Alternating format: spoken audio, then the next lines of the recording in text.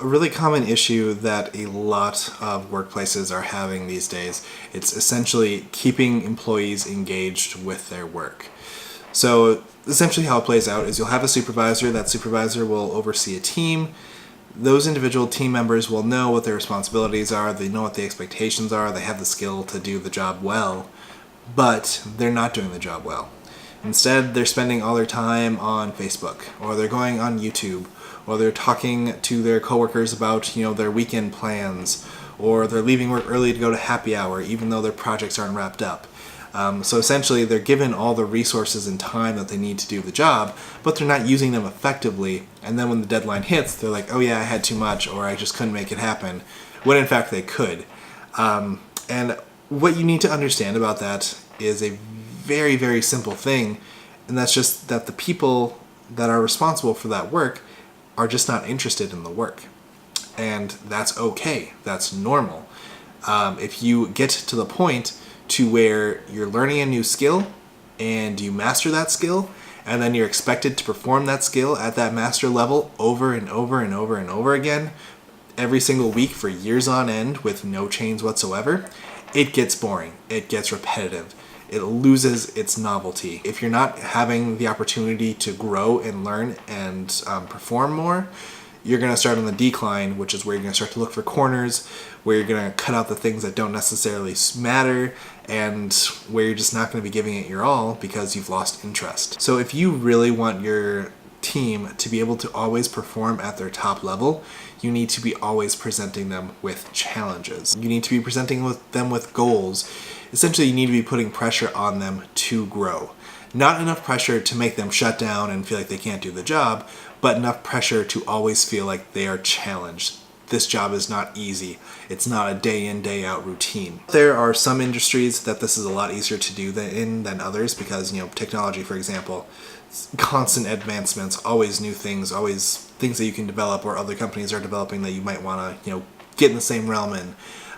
But, say accounting, it's essentially numbers, and those numbers are the exact same no matter where you go, and the routine ends up being the exact same no matter what company you work for. So it can definitely be a lot more challenging for certain positions than others, and that's where it's really up to the leader of the organization or the leader of that team to identify what are the individual members of my team interested in and how can I loop it in to their work. Reason being is that if you can identify something that someone is actually interested in, like I would choose to do this thing as opposed to my job, and you loop it in to their job, they will maintain that high level of interest because they're actually getting to do the stuff that they're interested in, and essentially that will kind of flood into their work. So they're going to maintain those high levels of interest and that productivity even when they're working on stuff that they're typically not interested in because they had the opportunity to work on that thing that they were interested in. For example, let's say you have someone whose job it is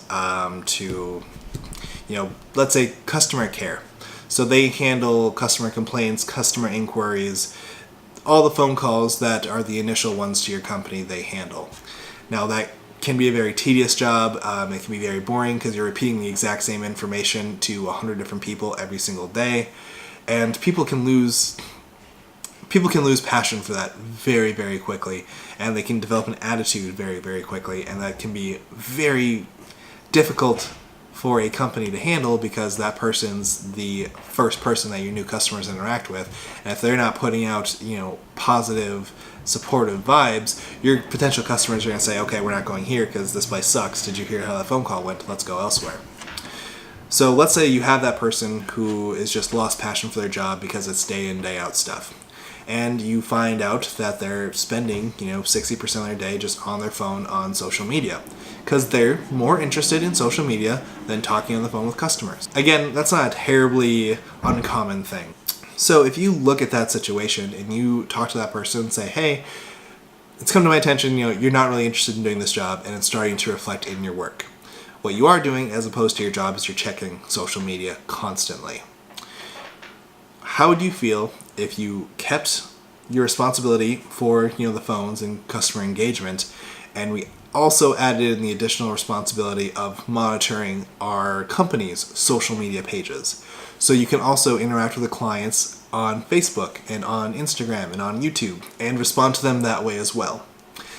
That person is going to probably be, pretty happy because they love being on Facebook. So now they're going to, essentially they're going to be paid to monitor Facebook. That's something that they're interested in, and they actually get to do it and get paid for it. All the while, their huge enthusiasm and interest in that new responsibility of, I get to be on Facebook all day and chat with customers that way, is going to make them incredibly happy and incredibly positive and incredibly engaged, which is going to transfer over to their job that they're not super interested in. Yeah, I can handle 30 minutes of customer calls because I know in between every single call, I get to go on Facebook and I get to, look at what our competitors are doing, or I can interact with their clients on there, or I can, review the news and see if there's any way our company can make social media posts related to popular trending topics. Giving your employees that additional challenge or goal or responsibility on a subject that they're actually interested in and tying it in with their normal day-to-day work is a fantastic way of increasing their engagement and their productivity that actually doesn't really cost you a ton. Even if it's a trial, you can say, hey, I know you're interested in social media. Why don't you watch our Facebook page for the next week, come back to me with some suggestions or things that you notice that we could use for improvement, and we'll see if we can make that a part of your job if you're able to deliver. If that's the expectation that you're able to set with them, odds are they're going to work pretty damn hard over the next week to come back and impress you so that they can have that to be a part of their job. So constant growth and development opportunities are necessary for keeping people engaged in their work. If you don't give them that growth opportunity, if you don't give them that pressure and you don't give them that challenge, they're going to get bored. When they get bored, they start cutting corners and they start slacking. When they start doing that, they lose motivation for work, and it's just a downward spiral from there. So the key to engagement is giving challenge in areas that they're interested in. So make sure that the people that you're working with are constantly challenged and engaged in things that they are actually interested in. That keeps them giving their 100% at work. Hey, what's up everyone? Thank you so much for watching my videos. I really appreciate it. It means so much to me. I'm hoping that a lot of the content is helpful or applicable to you in your work situation. However, I know that a lot of it's really good to hear. A lot of it you might relate to. You might think that there are good ideas and good concepts, but that's all they are, just ideas and concepts until you actually put them into play. So you actually need to take what I'm saying and put it into practice at your workplace, which is not easy, but believe me, in the long run, it'll make you and everyone else a lot happier. If you have any questions or you want to talk about certain people, scenarios, situations that are going on with you in your workplace, feel free to shoot me an email. You don't have to be a representative of a company to have a conversation with me. If you just want to have a question about, hey, I have a coworker who sucks, what do I do about it? I'm more than happy to have that conversation with you. If you are representing a company, there's not going to be any obligation on your part to receive my services.